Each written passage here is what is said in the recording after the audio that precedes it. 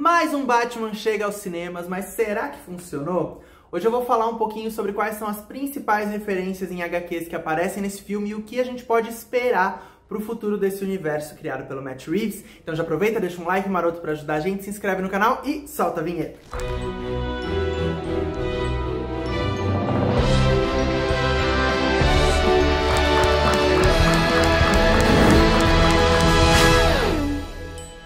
Fala, peixinhos de toda a internet, sejam bem-vindos a mais um HQ, o programa semanal de quadrinhos aqui da Maré Geek. Eu sou o Sérgio e hoje falaremos um pouco sobre The Batman e sobre as principais referências de HQ que aparecem nesse filme. Bom, desde que anunciaram que o Robert Pattinson seria o novo Batman, apareceu muito nerdola por aí, revoltado, porque iam colocar a estrela da saga Crepúsculo pra fazer uma das personagens mais icônicas dos quadrinhos, né? Mas eu já esperava que seria um trabalho legal, porque eu acho que o Robert Pattinson é um ator muito bom, mas eu tinha muito mais expectativa em como que trabalhariam o roteiro e a direção desse filme, porque eu particularmente acho que essas são chaves, né, que permitem muito mais que as personagens se desenvolvam do que só o trabalho do ator, né, não desmerecendo o trabalho do Robert Pattinson de forma nenhuma, porque ele combina muito com a visão que o diretor está trazendo aqui. Mas eu acho que principalmente um bom roteiro e uma boa direção é o que podem fazer um filme como esse alçar voo. E aí eu acho que a abordagem é muito interessante, porque quando a gente para pra pensar em histórias de super-herói, em quadrinhos, principalmente os clássicos, né, a gente vai ver que são histórias majoritariamente pautadas em um maniqueísmo, né, que é essa ideia do bem contra o mal, né, de personagens muito bonzinhos lutando contra personagens horríveis, sem nenhum tipo de complexidade. Então é muito interessante poder ver uma abordagem em que isso fica um pouco mais borrado, né? Em que essas coisas vão se confundindo. Isso tem ganho cada vez mais força e cada vez mais espaço, né? Eu acho que não é a narrativa maniqueísta, ela não tem mais tanto espaço nos dias de hoje, né? Ela não dialoga mais tanto com a gente. Por isso que a gente tem visto filmes agora em que isso acontece muito forte, né? Essa quebra desse maniqueísmo. A gente teve um filme protagonizado pelo Coringa, por exemplo, do Joaquin Phoenix, em que a gente vê como que o descaso, como a desigualdade social podem gerar esses psicopatas muito perigosos, né? Então traz uma complexidade, ao invés de você olhar para ele só como um vilão horrível que deve ser morto, você começa a entender qual foi o caminho pelo qual ele percorreu para chegar ali. E isso não é transformando ele num herói, não é transformando ele num coitado, eu acho que não é nada disso, eu acho que ele continua sendo um criminoso e o filme deixa isso bem evidente, mas mostra que o buraco é muito mais embaixo, que o sistema e nós somos muito responsáveis pela trajetória dessas personagens. Outro filme que trabalhou isso muito bem foi o novo do Homem-Aranha, né, o Sem Volta Pra Casa, em que a gente viu uma trajetória do Peter Parker para curar e dar uma segunda chance aos seus vilões, né, e não a derrotá-los, jogá-los para sempre numa cela de prisão. E isso com todas as complexidades, com todos os pesos que vêm de volta pro Peter por causa disso, né? Ele paga por isso, inclusive, mas isso faz parte do processo. Então é muito legal como isso tem sido trabalhado. E o Batman é um personagem que sempre me chamou muita atenção, muito mais pelo universo dos vilões do que pelo personagem em si, né? Pelo Bruce Wayne. Porque pra mim o Bruce Wayne basicamente é um homem rico que bota uma máscara pra bater em pobre, né? Não, brincadeira.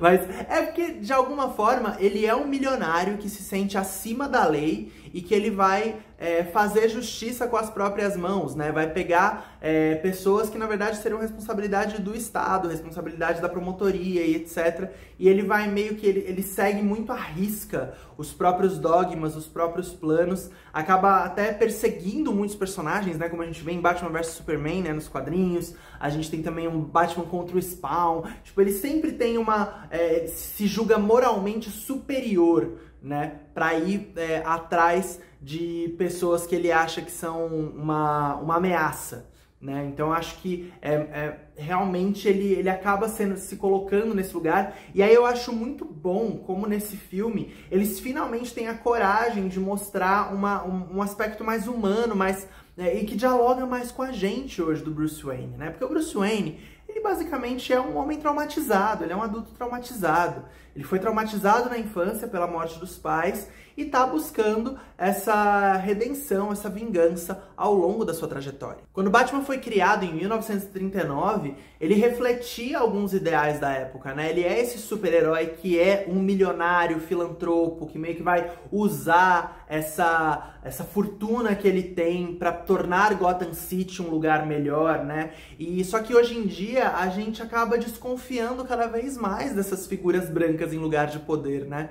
Por que será? Mas a gente olha muito mais de uma forma com uma consciência de classe muito maior para essas figuras, né? Então é óbvio que elas começam a ser colocadas em xeque e é muito bom como o diretor faz isso aqui, né? Como o roteiro também faz isso nesse filme. Uma minissérie que expõe um pouco disso, que foi lançada recentemente, eu até já resenhei aqui no canal, é o Batman Cavaleiro Branco, né? Que é uma história em que o Coringa, ele se cura, ele fica são, e nesse momento ele passa a expor pro Batman, né? Não pro Bruce Wayne no caso, mas pro Batman em si, como que ele é uma figura que não é o bem pra Gotham City, né? Tipo, que de alguma forma ele ajuda a manter o status quo nessa guerra do crime que ele faz, que geralmente as pessoas ricas continuam ficando cada vez mais ricas e as pobres cada vez mais miseráveis, né? E isso vai levando o Batman e o Bruce para uma crise gigantesca, né? Então é muito interessante como isso já começa a ser trabalhado aqui.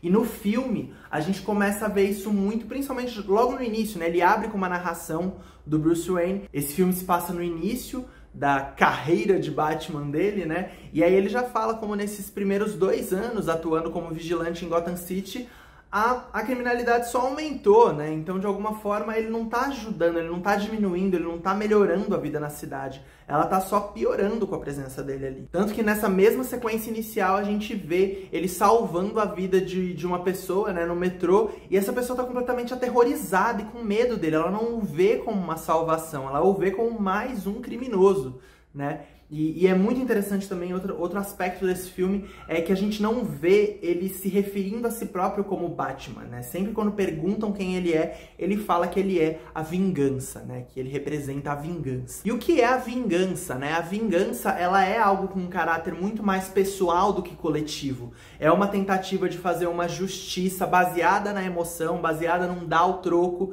que é algo muito mais pessoal do que coletivo, e não para um bem maior, para uma cidade, para uma sociedade melhor, né? Na verdade, o que a vingança representa é muito mais pautada nesse sentimento pessoal, que é o que o personagem tá a princípio, né? O que esse Bruce Wayne tá perseguindo no início desse filme. E eu acho que justamente o arco dele durante o filme é se libertar disso, é entender que o caráter dele que o caráter que ele quer ter para a cidade é outro e que ele precisa deixar algumas coisas para trás e algumas certezas para trás para conseguir fazer isso. A relação do Batman com a Selina Kyle expõe bastante isso nesse filme, né? É muito legal poder ver a Zoe Kravitz, que é uma mulher negra, fazendo a Selina, que é uma personagem que também ficou órfã muito cedo, assim como Bruce Wayne, e em alguns diálogos, tem até um diálogo específico dela com ele, em que ele tá meio que querendo se sentir moralmente superior, criticando pessoas que se rendem ao crime ou ao dinheiro sujo pra poder sobreviver, e ela olha pra ele, ela dá até risada e fala, com certeza você é uma pessoa com muito dinheiro, né? Que nunca precisou sobreviver, nunca precisou se dobrar perante a miséria, perante a fome, etc. Porque só assim você tá falando uma coisa dessas, né? E ele já se dá conta, ele fica até meio quieto, ele pede desculpa pelo que ele falou, porque ele tá passando mesmo por um processo de entender os próprios privilégios e rever um pouco essas coisas que ficaram cozinhando na cabeça dele por todos esses anos de solidão ali, né? Então é muito interessante como isso começa a acontecer a partir da relação dele com essas personagens de Gotham, que são personagens do povo, né? Que são pessoas que passaram por muita coisa. Tem até um outro diálogo muito bom dele com um personagem, né? Em que o personagem expõe o que é ser órfão, né? Que joga meio que na cara que ser órfão não é ser o Bruce Wayne, garotinho branco, que cresceu com um sistema todo a seu favor, bilionário, etc.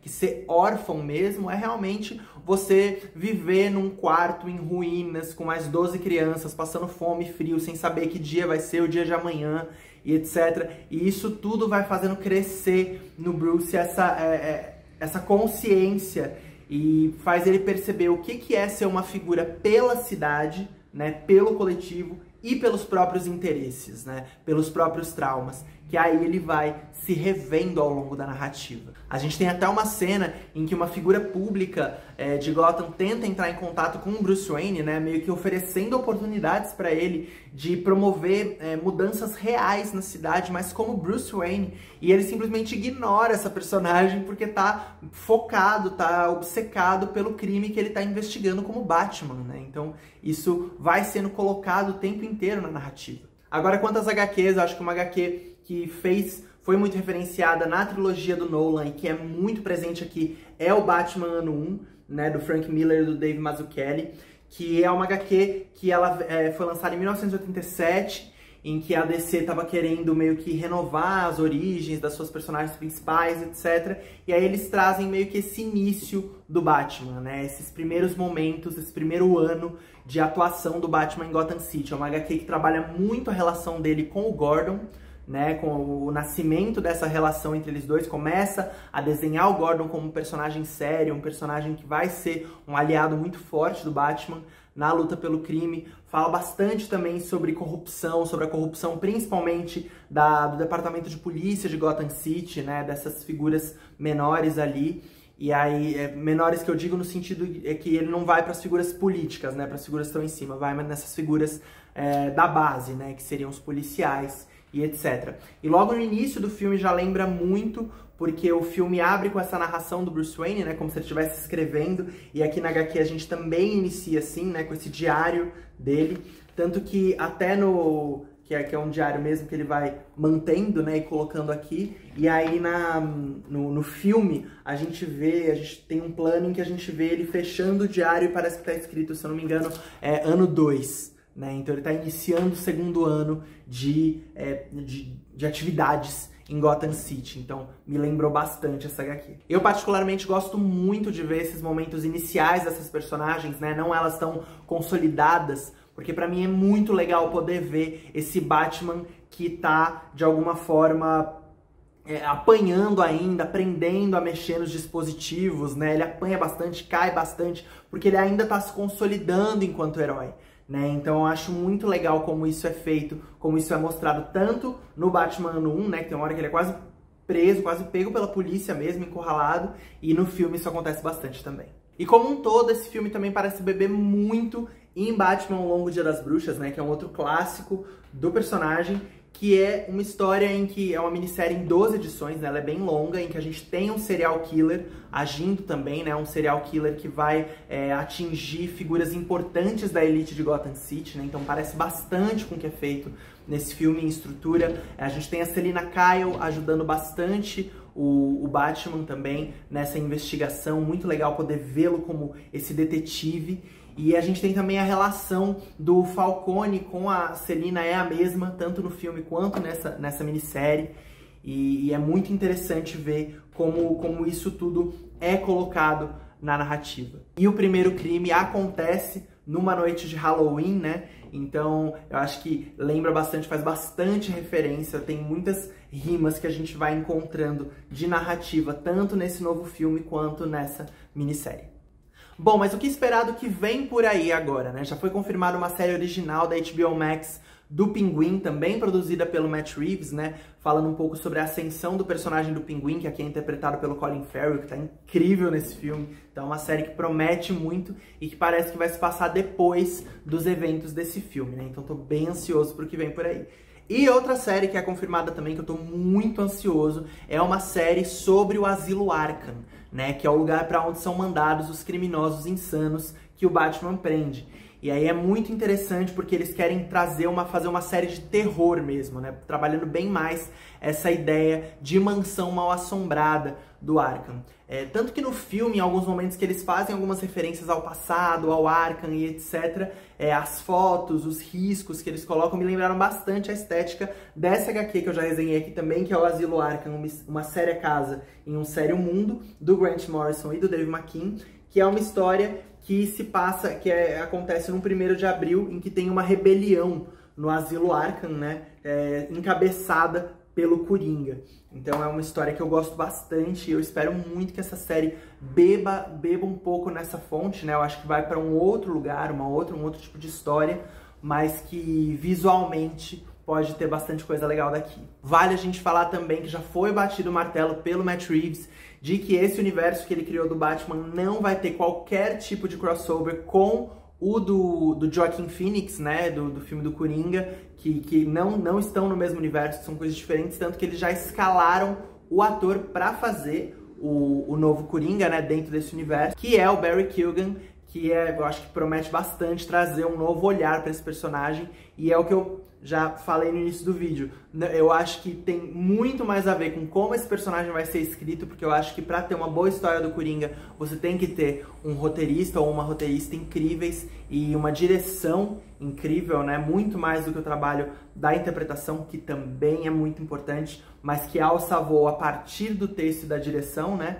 Então vamos ver o que vem por aí. Como o Matt Reeves liderou muito bem esse primeiro filme, eu realmente estou ansioso para ver como que ele vai trabalhar os próximos passos. E queria saber de vocês, o que vocês acharam, como que foi a experiência de assistir o The Batman para vocês, o que estão esperando do que vem por aí. E se quiser ajudar a gente a continuar contando histórias, não deixe de entrar em catarse.me/maregeek para ajudar a nossa campanha de catarse recorrente e ajudar a gente a continuar produzindo todos os programas daqui do canal. E se você gostou desse vídeo, não esquece de clicar em curtir aqui embaixo, compartilhe com seus migs e se inscreve aqui no canal da Mare Geek para ficar sempre por dentro de todo o conteúdo que a gente lança. Então é isso, pessoal. Muito obrigado e até semana que vem.